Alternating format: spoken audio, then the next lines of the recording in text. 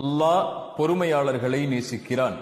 அல்லாஹ் பொறுமையாளர்களை நேசித்தால் என்ன ஆகும்? இன்னல்லாஹ மஅஸ் ஸாபிரீன், அல்லாஹ் பொறுமையாளர்களோடு தான் இருக்கிறான். பொறுமையாளர்களை அல்லாஹ் நேசித்தால் அவர்களோடு அல்லாஹ் இருப்பான். அல்லாஹ் பொறுமையாளர்களோடு இருந்தால் என்ன பயம்? அல்லாஹ் பொறுமையாளர்களை நேசித்தால் என்ன கவலை? என் சகோதரனே, என் சகோதரியே, அல்லாஹ் இந்த உலக வாழ்வில் என்னையும் உங்களையும் மட்டுமல்ல, அல்லாஹ் படைத்த எல்லோர்களையும் அல்லாஹ் சோதிப்பான். வலனபுலுவன்னக்கும், படைப்புகளை படைக்கும் போதே அவன் சொன்ன செய்தி அது. நிச்சயமாக நான் சோதிப்பேன். செல்வத்தை எடுத்து சோதிப்பேன், உயிர்களை பறித்து சோதிப்பேன், உடைமைகளை எடுத்து சோதிப்பேன், இப்படி பசியை கொடுத்து சோதிப்பேன், இப்படி எல்லா வழிகளிலும் நான் சோதிப்பேன்.